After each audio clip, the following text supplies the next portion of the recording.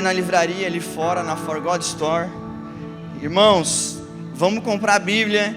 Eu falei em alguns cultos, foi de pós-conferência em agosto. Se você não estava, amém, mas lembre-se disso, eu tenho dito, e alguns pastores também que me aconselham, não tenho problema nenhum de falar, e eu posso ser testemunha para vocês, que esse equipamento aqui, a gente não estuda a Bíblia. Eu preciso colocar ele em outro quarto, para ler minha Bíblia de papel. Isso aqui não para de interromper a minha reflexão, de interromper meu tempo com Deus. Então a Bíblia de papel não é um adorno que a gente deixa no móvel, é um equipamento, é uma ferramenta que a gente vai para o nosso secreto com Deus. E no tempo histórico que a gente vive, tem que deixar esse equipamento aqui no outro quarto. Senão a gente não estuda, a gente não tem uma relação íntima com a palavra. Amém? Então não é só para trazer na igreja, botar a mão para cima. É para ter relacionamento com a Bíblia de domingo 22 até domingo 18:59, amém?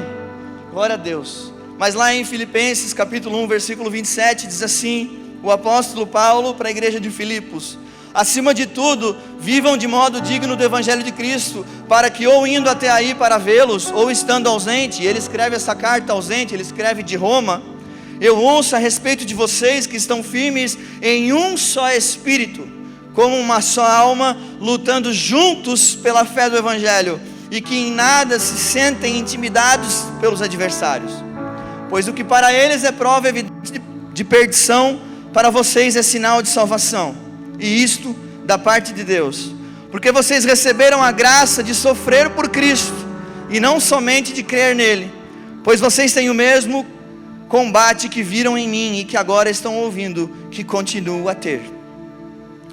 Paulo foi o plantador da igreja de Coríntios. Pode deixar aceso ainda na introdução. Ele plantou a igreja de Coríntios, e o testemunho do nascimento dessa igreja vai falar de uma empresária que ganha para Jesus. E a palavra vai contar que essa empresária e todas as suas casas são salvas.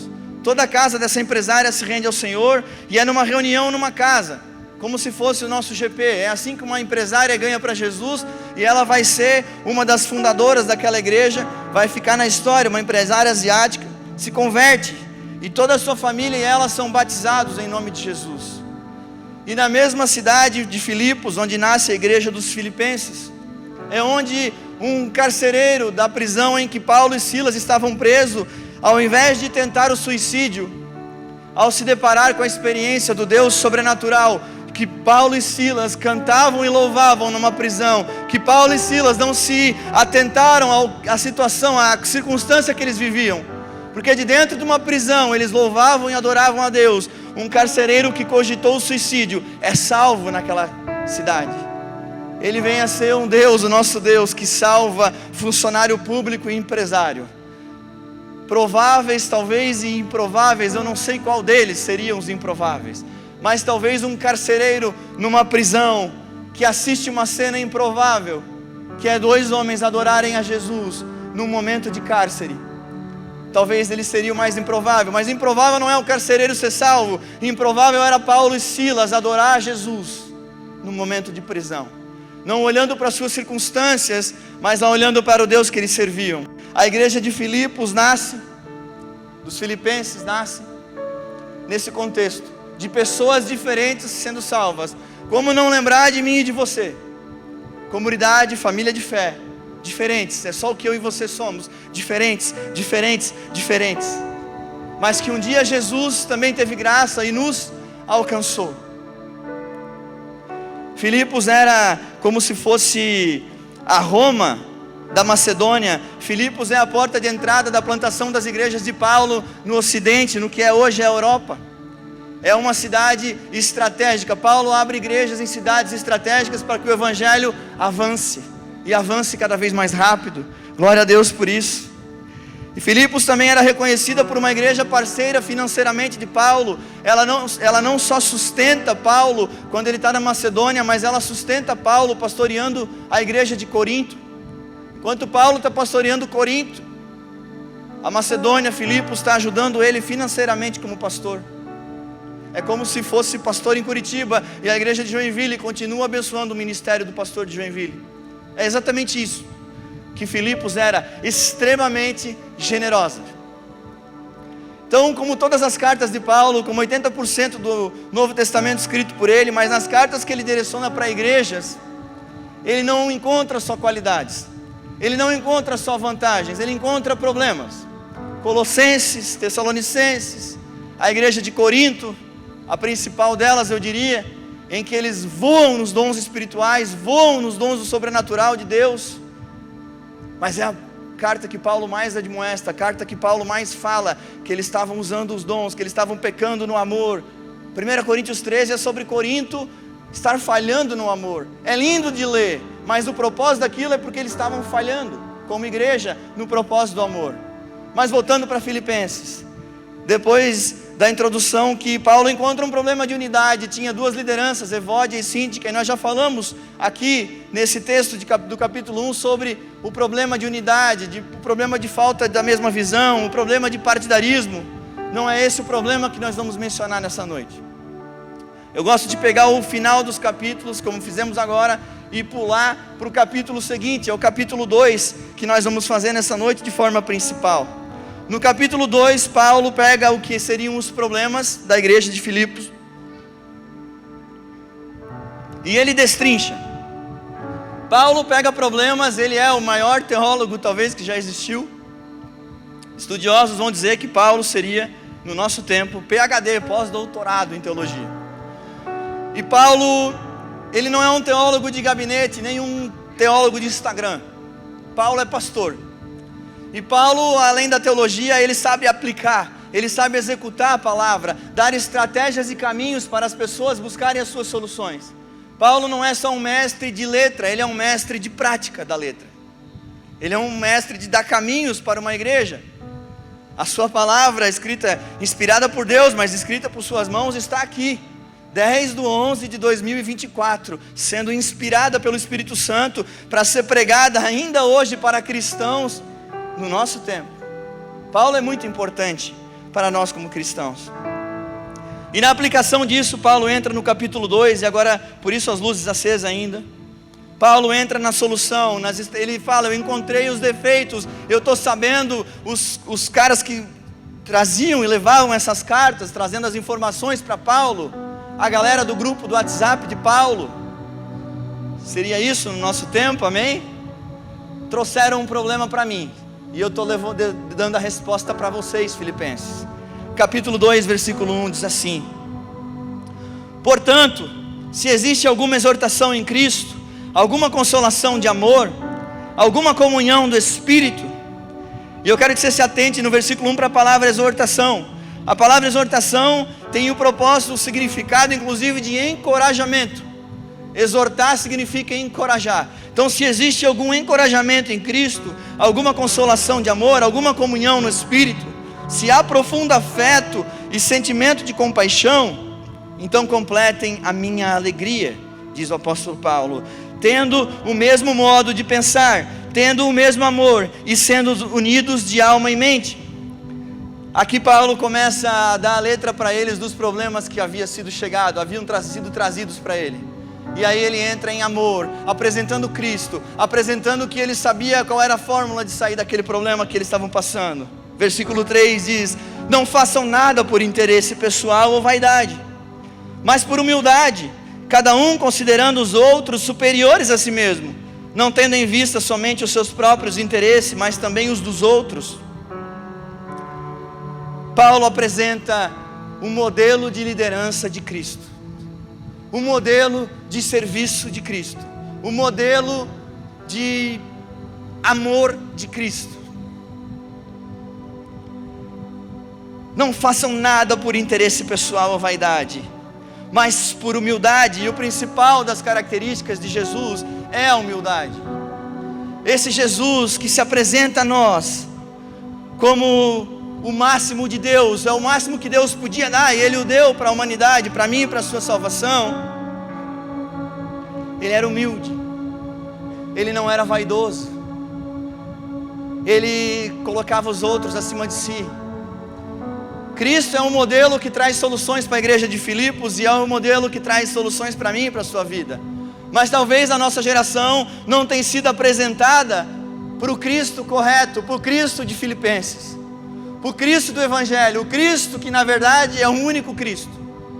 Não tem 2, não tem 3, não tem 7 modelos, não tem 8 passos para a vitória, só tem um caminho e ele se chama Jesus. Mas Jesus é um caminho que às vezes, quando pregado corretamente, não atrai. Não, talvez alguns vão dizer, que difícil. Eu vim para as 7 chaves da vitória. Eu vim para a chave do meu carro, não sei. Mas o exemplo de Cristo de liderar, de amar as pessoas, é de humildade, é de amor, é de serviço. É de considerar os outros superiores a si. É de não colocar os interesses pessoais, pelo contrário, Ele colocou sobre si todo o pecado de todos nós. Que cometemos, que iremos cometer, estavam sobre Cristo na cruz do Calvário. O exemplo de Cristo, para quem entende que somos imitadores ou devemos ser, como Paulo nos instruiu, não é fácil, não é tranquilão. E na sequência, no versículo 5, inclusive a epígrafe, dá uma olhada na sua Bíblia de papel ou no aplicativo do celular. A epígrafe vai dizer o exemplo de Cristo na humilhação. E o versículo 5, pode continuar para nós, vai dizer assim: tenham entre vocês o mesmo modo de pensar de Cristo Jesus, que mesmo existindo na forma de Deus, não considerou ser igual a Deus algo que deveria ser retido a qualquer custo. Pelo contrário, Ele se esvaziou. E aqui está o tema da nossa mensagem, que você falou para o seu irmão, da sua direita e da sua esquerda: esvazie-se. Não é eu que tive uma ideia de se esvaziar. Foi Cristo que se esvaziou para passar um modelo para mim. Assumindo a forma de servo, tornando-se semelhante aos seres humanos e reconhecido em figura humana, Ele se humilhou. E está muito diferente do que eu e você temos visto na nossa geração.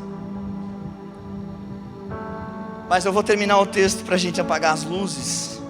Tornando-se obediente até a morte, morte de cruz. Por isso também Deus o exaltou sobremaneira. Ele deu um nome que está acima de todo nome, para que ao nome de Jesus se dobre todo o joelho, nos céus, na terra e debaixo da terra, e toda língua confesse que Jesus Cristo é o Senhor, para a glória de Deus Pai. Pode apagar a luz, Rubens, em nome de Jesus. A humilhação de Cristo e o exemplo de Cristo na humilhação vai falar de coisas que são antagônicas ao que eu creio que é a nossa geração que está mais sendo atacada. Jesus esvazia-se de si, se humilha sendo Deus. Inclusive no episódio do casamento em Caná da Galileia, quando a sua mãe Maria chega até ele pedindo para que ele faça o milagre da transformação de água em vinho, ele ainda retido, ele diz assim para ela: mulher, não é chegado a minha hora. Ele é filho do Deus Altíssimo, uma das 3 pessoas da Trindade. Ele reteu sua divindade por opção divina, porque ele fala que veio fazer o que o Pai pediu que ele fizesse. Por 30 anos, ele foi um carpinteiro em Nazaré. Ele foi auxiliar do seu pai físico, José, na carpintaria. Você tem noção, se fosse no nosso tempo, que o cara é filho de Deus, e ele ainda não postou um versículo no Stories, porque o pai ainda disse para ele que não era o momento? Não faz sentido. Mas eu gosto porque com Deus a maioria das coisas não foram feitas para fazer sentido. Ele falava por parábolas porque ele dizia que os seus mistérios eram para ser conhecido pelos seus. Esse Cristo que se humilhou é o modelo que eu quero falar nessa noite. Ele abriu mão dos seus direitos. Eu quero convocar uma igreja, essa é uma igreja, a igreja, meus irmãos, eu falei de manhã e eu falo agora, ela não é esse CNPJ que a gente foi generoso agora, ela não é o estatuto que rege a nossa organização civil, a igreja não é esse galpão que começou o aluguel em 2021, a igreja é eu e você, ela é um organismo vivo que está dentro dos nossos corações através do Espírito Santo, e Deus preza por ela. A essa igreja eu falo nessa noite: não falo a prédio, não falo a organização civil, eu falo a família de fé. O nosso modelo é de um Cristo que abriu mão dos seus direitos. Quando ele começa a exercer seu ministério, a primeira palavra dele para sua mãe: ei, não é chegada a minha hora. Cristo obedece o Pai, eu acredito que de forma meticulosa. Ele é o Criador de todas as coisas, visíveis e invisíveis. Ele sempre foi adorado pelos anjos nas cortes celestiais, fala lá em Colossenses 1. O Filho de Deus, adorado nas regiões celestiais, ele topa a missão de descer à terra, se transformar na forma de um bebê, ser retido a sua divindade por 30 anos, para depois de 3 anos de ministério, entregar a sua vida pela pior morte que existia, para cumprir um propósito de salvação, e não de like, e não de fama, e não de dinheiro, mas de vida eterna. O modelo que eu e você temos é Cristo, mas esse modelo passa por humildade, por uma humilhação não de se fazer, não de vitimista, não de coitadinho, mas de humilde. Talvez aquele irmão é superior a mim, talvez ele leu a Bíblia mais do que eu essa semana, eu não sei, eu vou fazer de conta que ele é superior a mim, porque isso vai me manter em humildade perante os irmãos de fé. Porque uma igreja como Filipenses, se estava sofrendo com partidarismo, se estava sofrendo com desavenças, vai estar usando a palavra desavenças na Bíblia. Quem está em desavença não está se humilhando, quem está em desavença não está colocando o outro superior a si. Quem está em desavença está exatamente o oposto de esvazie-se. Pode perceber que diante de uma desavença sempre tem 2 pessoas cheias de si e jamais esvaziadas. Cristo se esvaziou para ser um modelo. Ele subsistia na forma de Deus, mas ele se esvaziou. O primeiro ponto da humilhação é esse. É uma humilhação humilde de alguém que ama de verdade, não de alguém que é vítima. O segundo ponto é se esvaziar. Ele não deixou de ser Deus, ele não deixou de ser o Filho de Deus, mas ele se esvaziou para dar o exemplo para nós. A palavra usada no grego, kenou, significa com K, K-E-N-O-U. Se esvaziou, ela significa literalmente tirar algo de um recipiente até que fique vazio, derramar algo até que não fique nada. A palavra fala que Jesus esvaziou-se. E nós somos uma geração das mais cheias de si que já existiu. Nós somos a geração que coloca no Instagram os melhores momentos da nossa vida, e nós fazemos de conta um para o outro que está tudo bem com a gente. Diariamente, 24 horas por 7.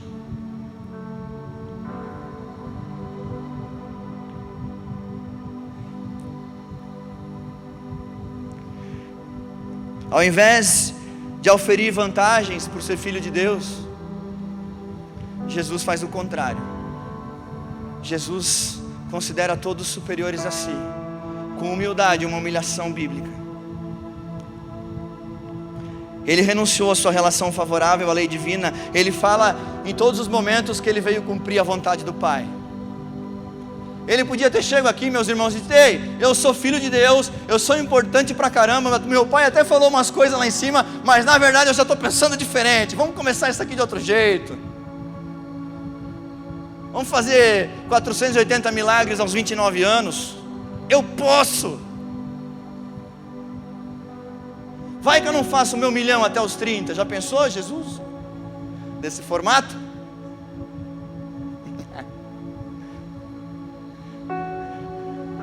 Jesus seria impopular no nosso Instagram, talvez. Não sei nem se a gente ia seguir ele no Insta até os 30. Depois ele multiplicou 5 pães e 2 peixinhos. Ele tratou uma multidão. Aquele dia ia dar 5.000 followers, 5.000 seguidores. Acabou de encher minha barriga. Talvez ao final da pregação, que a palavra fala que uma parte da multidão foi embora, já ia dar um follow, já ia deixar de seguir. Porque o final ele apertou um pouquinho a mensagem, ó galera, ó, deu no pé.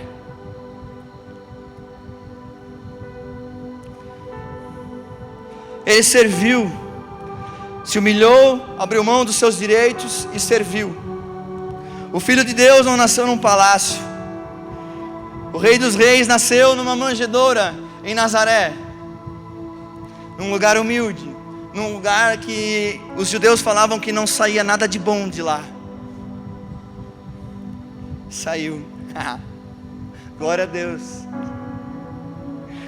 Ele cresceu numa carpintaria e morreu numa cruz. Ele não veio ao mundo para ser servido, mas para servir. Jesus não pensou nos outros de uma forma geral. Ele assumiu a forma de servo e serviu. Ele falou em Lucas 22, 27, pois no meio de vós eu sou como quem serve. E quando no cenáculo, em João capítulo 13, os discípulos ainda discutiam quem era o melhor, quem era o mais amigo, quem era o que faria tal coisa, eles estavam discutindo já o que eu e você faríamos. Ei, eu sou, sei lá, talvez eles estavam pensando, eu vou cuidar da igreja, eu vou cuidar da tesouraria, o outro pensou, eu vou cuidar de alguma coisa. A resposta de Jesus é, eu vou lavar os pés de vocês. Em João capítulo 13, do 1 ao 13. No cenáculo, Jesus lava os pés deles para mostrar para eles que eles ainda não tinham entendido o nível de serviço que ele veio para servir. Eles ainda não tinham entendido até esse momento, eu creio, mas dali ficou claro o nível de entrega que Jesus estava disposto a fazer. Os pés eram uma simbologia daquele tempo de que estava sujo na rua, não podia jantar na mesa sem lavar pés. Geralmente eram escravos que faziam isso. Jamais um mestre, jamais um rabi, jamais o Filho de Deus. Jamais. Jamais o Filho de Deus. Mas foi exatamente o que o Filho de Deus fez. Ele fala, vocês ainda não entenderam o meu serviço? Vocês ainda não entenderam o que eu vim entregar? Vocês ainda não entenderam o meu modo, o meu modelo, a minha forma, que é diferente da moda do mundo? Eu vou lavar o pé de vocês, talvez vocês entendam que eu vim para tirar a sujeira do corpo de vocês. Eu vim para tirar o pecado, eu vim para tirar a mácula. E eu não vou só lavar os pés, eu vou me entregar numa cruz. Esse é o modelo de Cristo. A humilhação de Cristo, ela não é vitimista. O seu esvaziar é real e o seu serviço é puro. Ele é um modelo de uma igreja sadia. Mas o versículo 7 vai dizer que ele se tornou em semelhança dos homens. Ele se tornou em semelhança de homens. Ele foi reconhecido como figura humana, mas ele era 100% Deus e 100% homem, simultaneamente.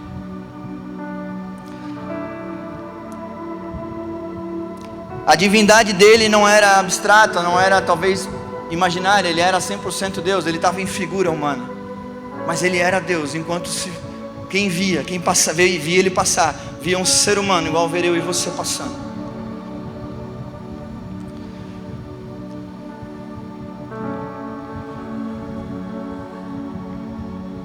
Eles rejeitaram a humanidade de Cristo. Ele não fez sentido para os padrões daquela época.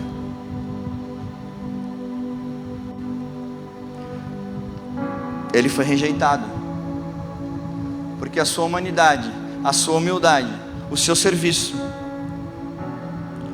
e um Deus que se esvazia não fazia sentido para o povo daquela época. Em Isaías 53, 3 vai dizer que ele foi desprezado e ele foi o mais rejeitado entre os homens. A palavra fala que na cruz do Calvário, por 5 horas do dia, o dia se fez noite, e quando todo o pecado de toda a humanidade estava sobre ele, até o Pai, até Deus Pai não conseguiu ver aquela cena, e o Deus Pai vira as costas, não porque vira as costas para o seu filho, mas vira as costas para o tamanho do peso daquela cena. O Filho de Deus está com todo o pecado de toda uma humanidade nas suas costas, dentro de uma cruz, com os pregos pregados dos seus pulsos. Sequer o Deus Pai olhou para essa cena de frente. Isso nos leva ao quinto ponto, que está no versículo 8. Ele se sacrificou. No versículo 8: e reconhecido figura humana, ele se humilhou, tornando-se obediente até a morte, morte de cruz.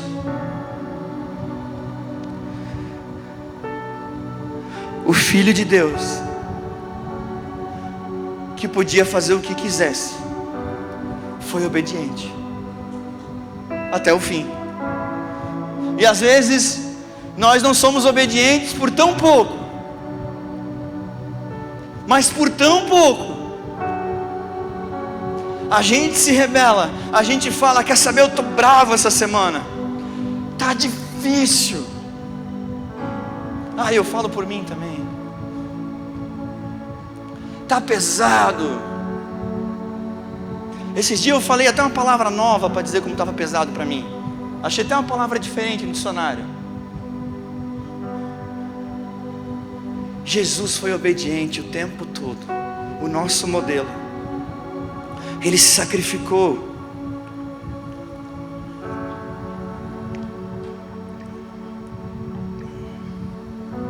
O sacrifício final, que é o sacrifício de cruz, até hoje, médicos, estudiosos, cientistas, eu já tive numa pregação, inclusive Dr. Aldrin estará conosco em 2025, em nome de Jesus, um pastor da comunidade Alcance, que fala muito bem sobre o tamanho do sofrimento da morte de cruz. Até hoje, 2024 anos depois, não há morte mais dolorosa e de sacrifício maior. Até hoje. O tamanho da dor que é sangrar vivo, pregado pelas mãos e pelos pés. Se tem algum médico aqui, você sabe do que eu estou falando. A ciência ainda não comprovou uma morte mais dolorida do que sangrar vivo.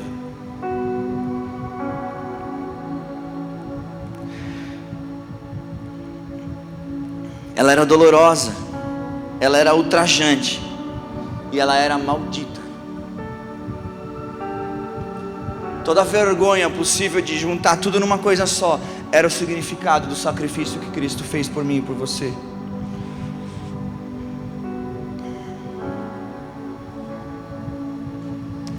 Mas uma grande característica que tem dessa entrega, desse sacrifício de Jesus, é que em todas as coisas, assim como no final do capítulo, no final dessas duas partes do capítulo que eu li, Jesus falou que Ele fez tudo para a glória de Deus Pai, inclusive a entrega da cruz, inclusive seu sacrifício. O Pai fala que o entregou por amor, e Ele mesmo assim se entregou por nós.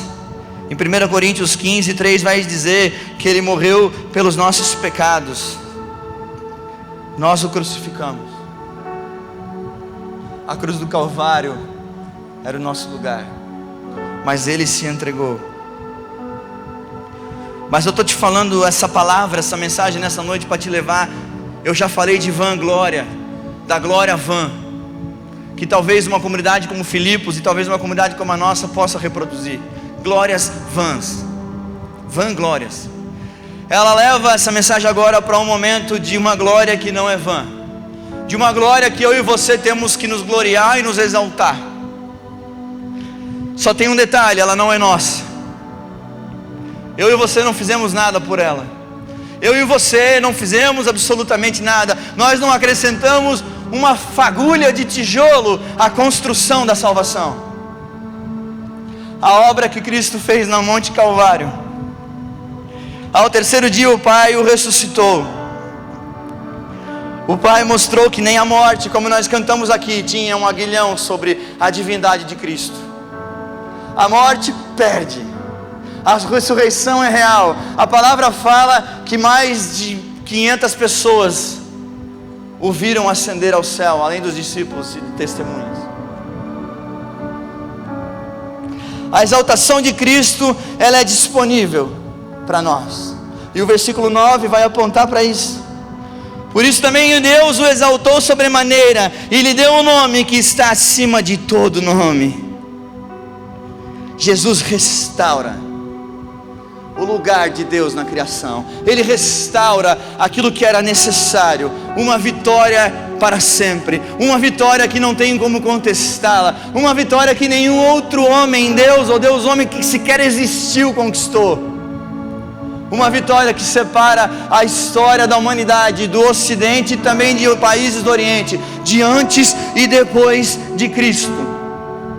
Às vezes quando eu olho em alguns lugares, até na Bíblia ou em estudos teológicos, quando eu vejo o AC, eu não olho só antes e depois de Cristo, eu olho aquele AC como ele antes e depois da cruz.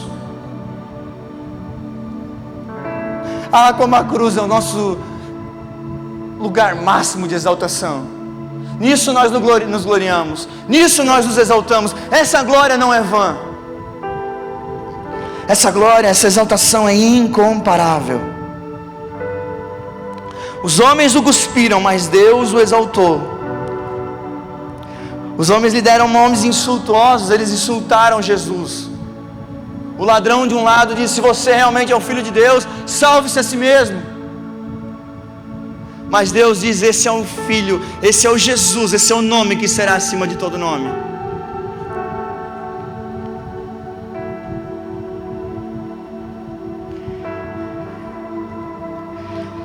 Ele vai apontar para um senhorio de Cristo depois da cruz.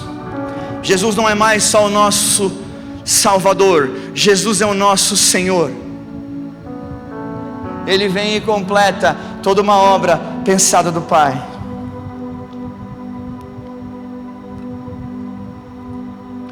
A exaltação só exige uma coisa de todos: que a gente se renda. Conseguir, eu não vou dizer conseguir, eu corrijo, ser alcançado pela salvação de Cristo na cruz, até que é fácil. Porque inclusive não é nós que fazemos, não somos nós que proporcionamos isso para nós mesmos. Mas o senhorio de Cristo não é fácil. Se humilhar, não se vangloriar, se esvaziar, considerar os outros superiores a nós. Quem quer ser imitador de Cristo depois disso? Quem quer considerar todo mundo superior a si? Quem quer numa mesa de podcast de teologia dizer: quer saber, na real eu não sei nada. Vocês falam aí que eu vou ficar junto com o cameraman aqui, porque todo mundo aqui é superior a mim. Tá difícil de ver isso. Sabe o que lá em 1 Coríntios capítulo 8, só para ilustrar isso para você. 1 Coríntios capítulo 8,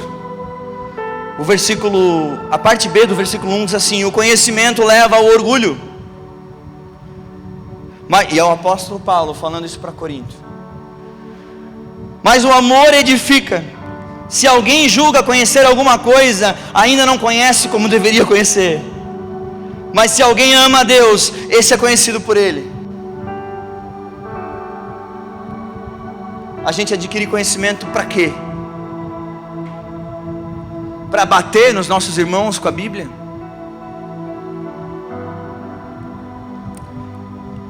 Ou para ser reconhecido por Deus como alguém que ama? É a pergunta de Paulo para os Coríntios. Para que a gente está usando as ferramentas que Deus deu para nós?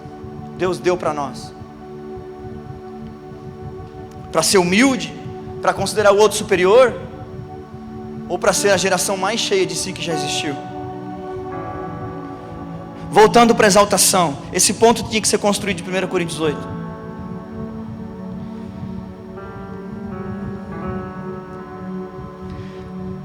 Por fim, no versículo 10 e 11 vai dizer, no 10, Filipenses 2:10: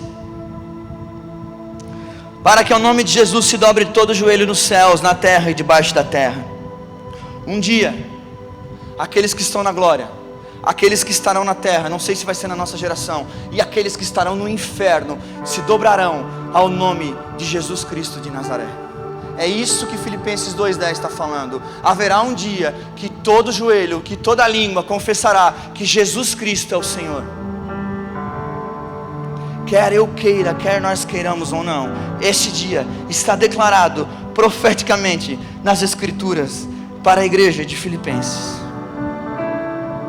E por fim, lá no versículo 11, onde diz que toda língua confessará que Jesus Cristo é o Senhor, fala o último ponto para nós, vírgula, para a glória de Deus Pai.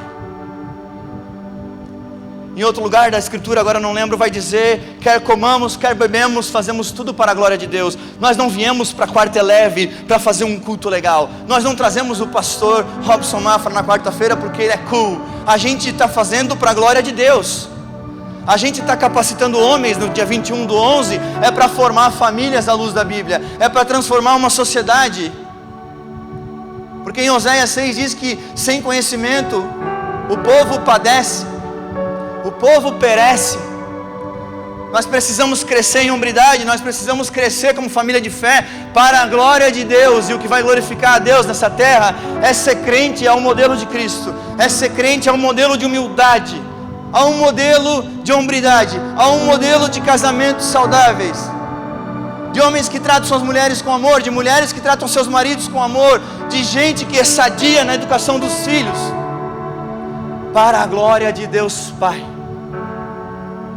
Para que a gente não seja bonitinho das quatro paredes, para que a gente não seja bonitinho da organização civil, para que a gente não seja bonitinho do estatuto, é para a gente ser crente, e que as pessoas olham, como eu já ouvi de alguns, não só sobre mim, mas sobre tanta gente abençoada que entendeu essa mensagem, e que coloca ela em prática muito mais do que na teoria. Pessoas que foram ganhas para Cristo, porque um pastor ou um líder de GP, tanto faz.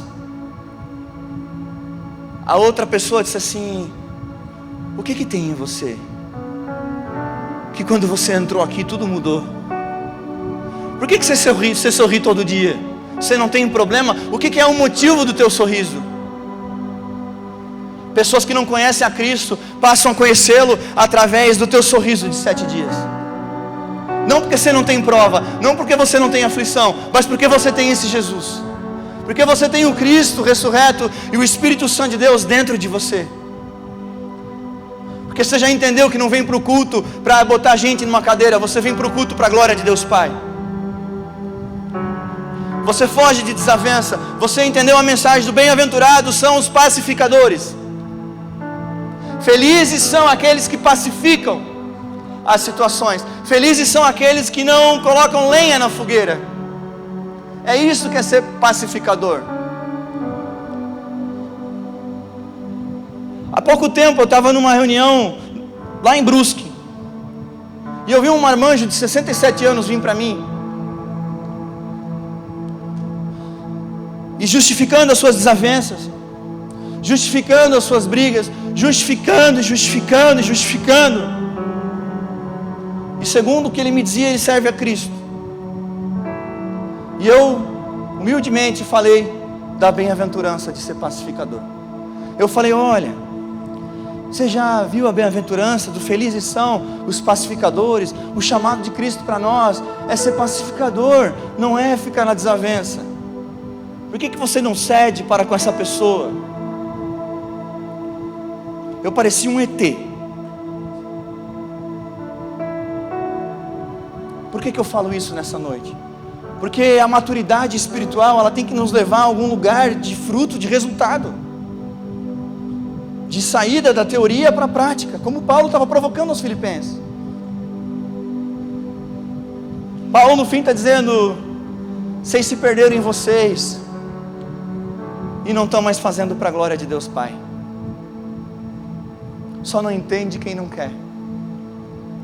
E nessa noite, onde nós vamos cear, nós vamos fazer aqui a memória do pão e do suco da uva, a cerimônia que Cristo na Santa Ceia reparte o pão, reparte o suco da uva, o vinho, e ele ceia, ele não tira sequer Judas da cena. Ele dá a maior demonstração do que uma família de fé tem que fazer. Uma família de fé tem que resolver suas desavenças, tem que ser pacificadora, tem que dar fruto, resultado bom. Ainda que dentro de uma sala a gente discuta, a gente discorde, a gente pense tudo diferente, mas o propósito do Evangelho vai nos levar a um acordo comum, em que a gente vai dizer, não, nós vamos continuar fazendo igreja, nós vamos continuar se reunindo, nós vamos continuar exaltando esse nome que é acima de todo nome, porque um dia alguém resolveu fazer uma reunião, que graças a Deus, alguém me convidou, que graças a Deus eu estava presente, que graças a Deus a mensagem atingiu meu coração, que graças a Deus eu entreguei minha vida para Ele, e desde aquele dia, a minha vida nunca mais foi a mesma. E a gente tem que passar a agradecer pelo dia que a igreja, que é o meio, não é o fim, alcançou eu e você. E agora a gente continua fazendo igreja, a gente continua tentando restaurar uma sociedade, a gente continua tentando restaurar cidades destruídas, a gente continua levantando a bandeira do Evangelho em nome e para a glória de Deus Pai. Ah, meu irmão, essa mensagem é uma das 1000 que move o meu coração. Mas o apóstolo Paulo inspirou Filipos e ele inspira eu e você nessa noite. Mas o convite, antes de você ficar de pé, eu vou pedir para ficar de pé, mas antes, enquanto você fica de pé, o convite dessa noite para a ceia do Senhor é: o que nós temos que esvaziar de nós? De que nós estamos cheios que Jesus não estaria? De que nós estamos cheios que Jesus não estaria? Agora sim pode ficar de pé.